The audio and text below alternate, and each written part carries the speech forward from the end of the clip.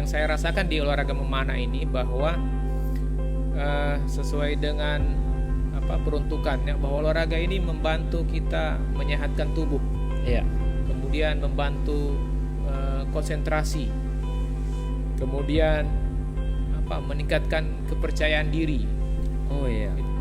Cita-cita yang artinya saya ingin olahraga ini berkembang, karena kita tahu bersama bahwa memanah ini adalah salah satu olahraga sunnah, di samping berenang dan berkuda. Nah, saya kepengen punya cita-cita bagaimana olahraga ini diminati oleh masyarakat Parigi Motong. Setiap daerah atau setiap kecamatan mempunyai klub-klub.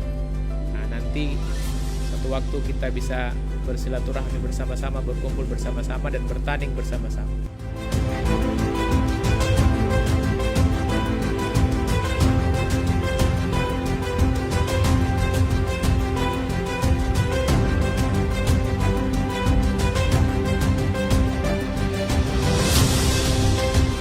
Assalamualaikum warahmatullahi wabarakatuh. Halo teman-teman Parigi Podcast. Kembali lagi bersama saya di sini Roni Saputra, tentunya di channel Parigi Podcast.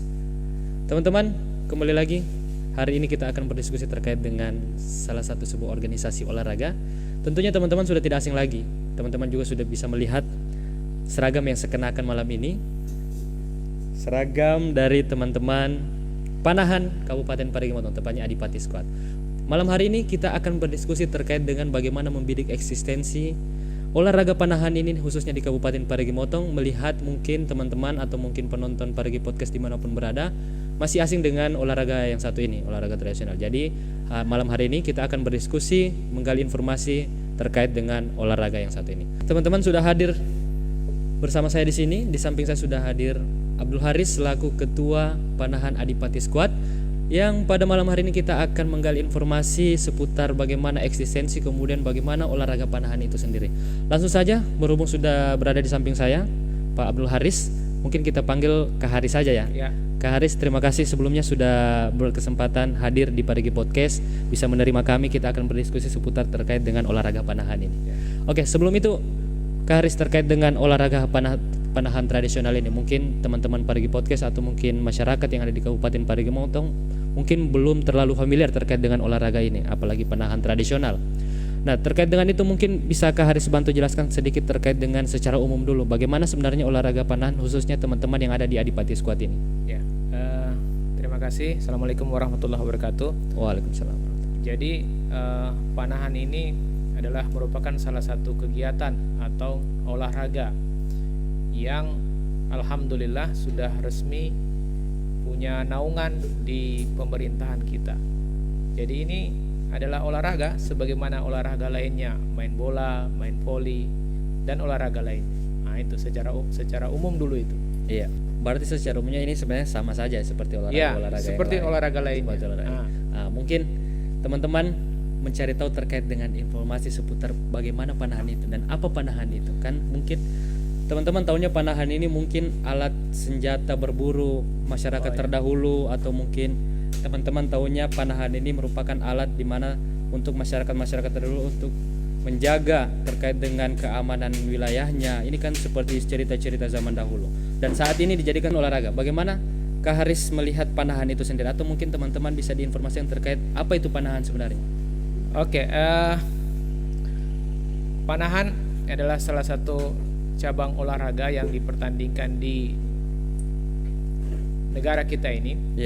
Maka saya sedikit memberikan gambaran bahwa asal mula daripada panahan ini, yang sepengetahuan saya ini, mungkin para ahlinya tidak berbeda lain ininya dengan saya. Panahan ini dahulu menurut saya adalah sebuah alat yang digunakan oleh orang-orang dahulu, misalnya untuk mencari makan misalnya. Jadi orang-orang yang hidup beberapa ratus tahun yang lalu itu panahan ini sudah ada. Jadi ini merupakan suatu kegiatan yang lama sebenarnya.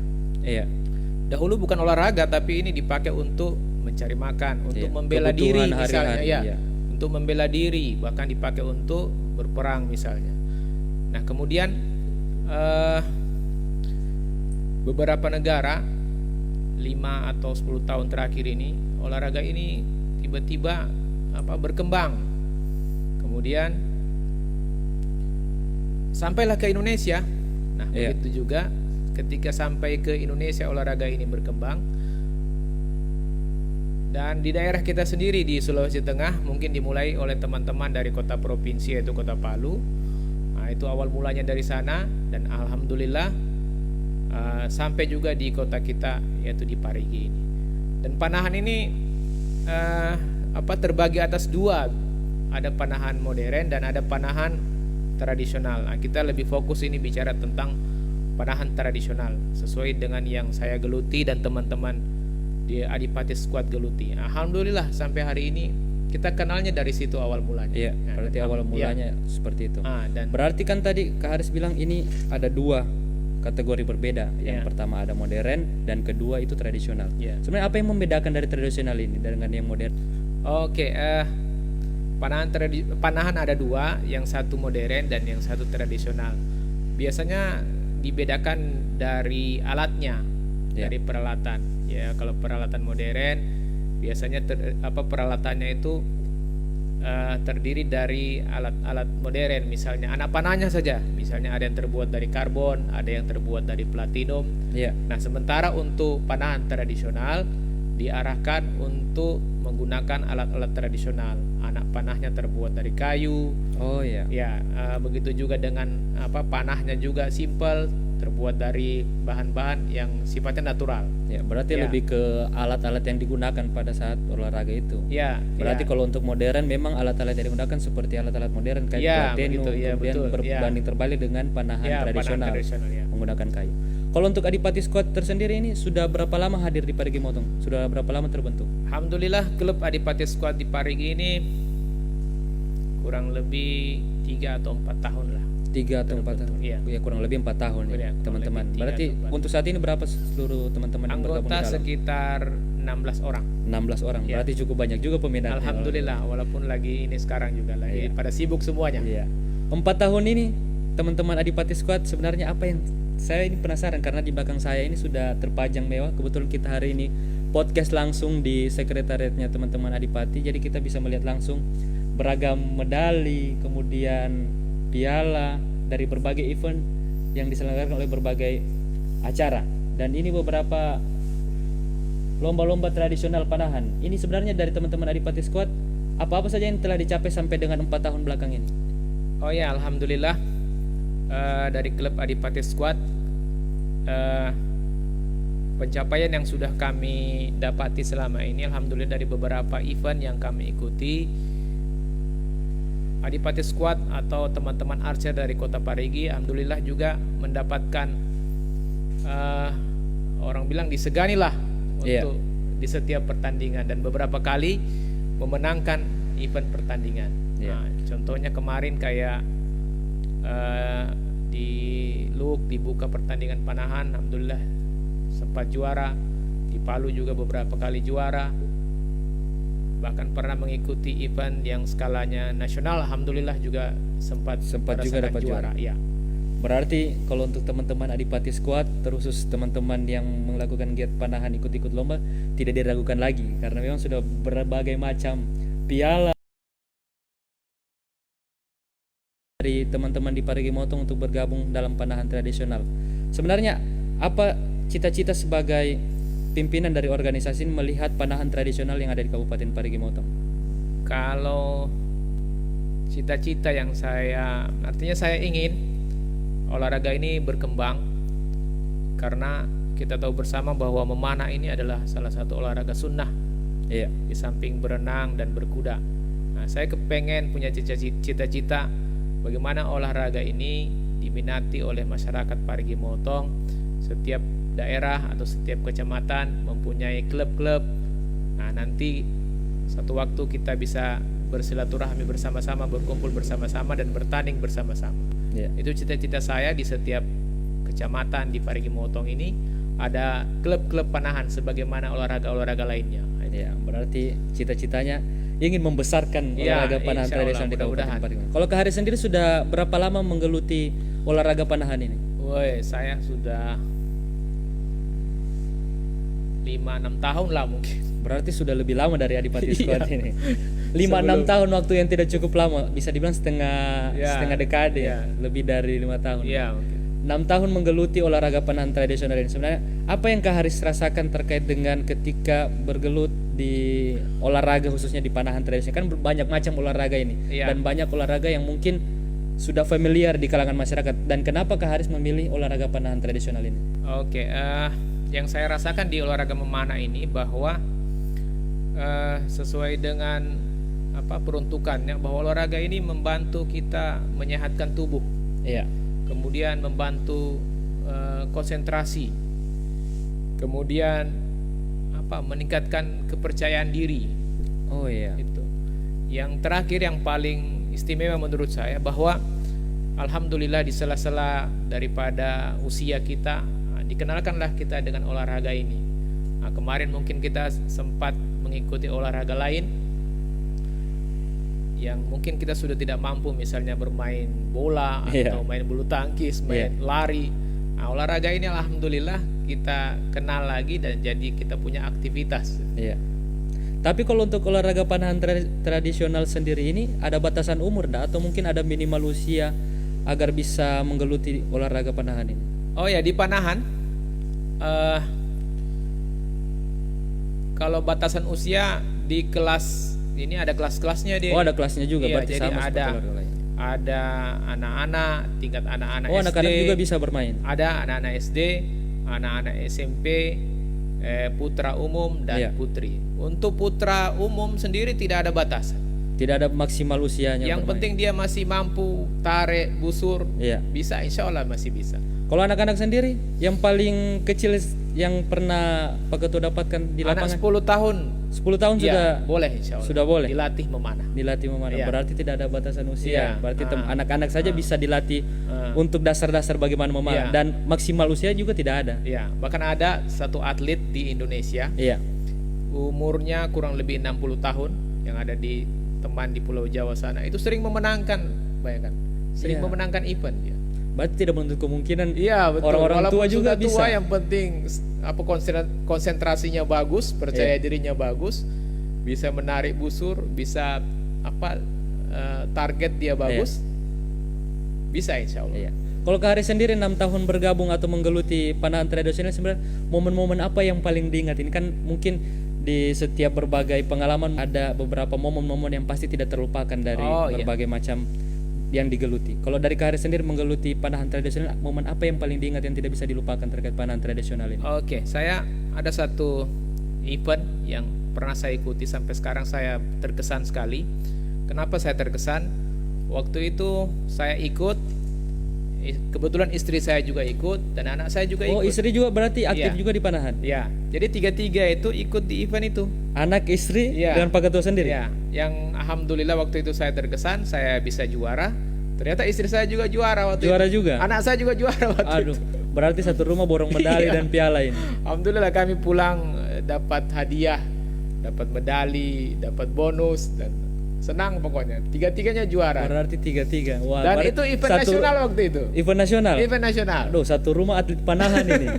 Ternyata Pak Ketua punya motivasi tersendiri sehingga satu rumah bisa dibawa untuk olahraga. Jadi kami tiga-tiganya dalam mobil itu pulang, tidak ada bawa yang piala semua. Bawa piala semua. Tidak ada yang diam-diam sendiri karena tidak menang. Berarti tidak ada baku gara di mobil ini. Saya menang, kau tidak. Jadi sama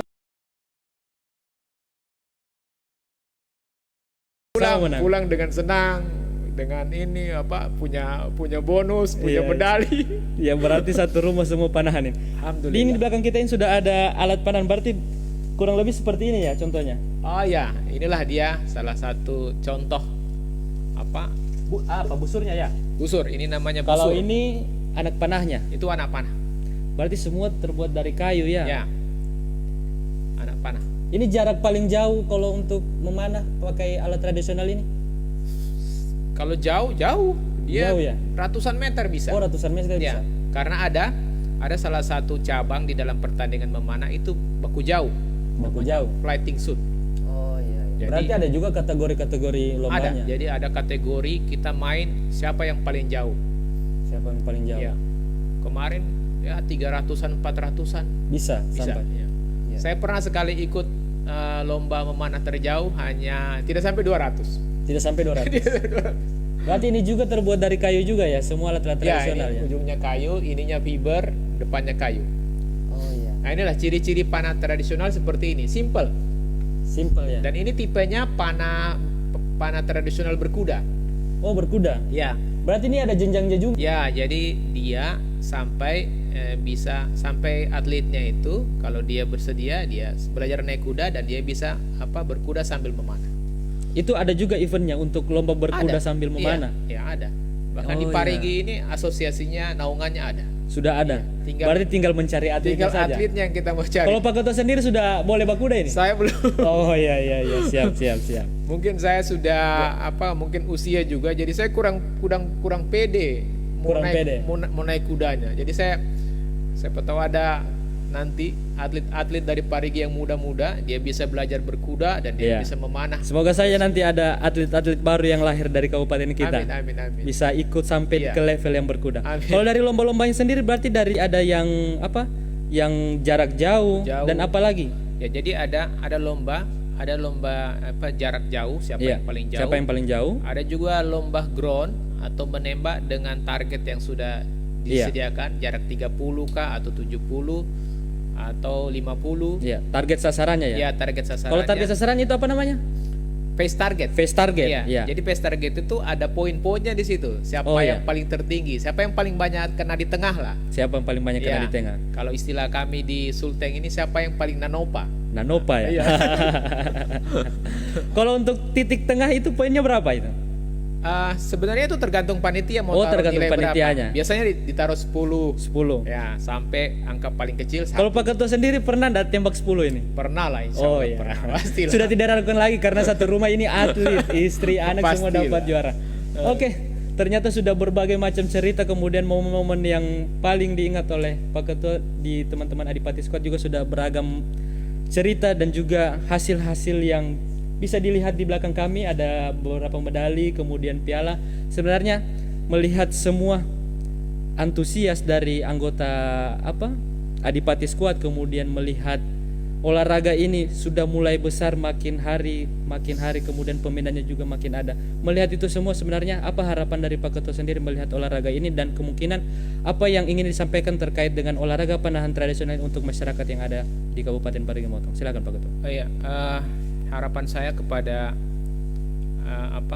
para penggiat olahraga ini bahwa marilah kita terus meningkatkan olahraga panahan ini, dan kepada masyarakat silahkan monggo kami mengajak untuk mengikuti Iya.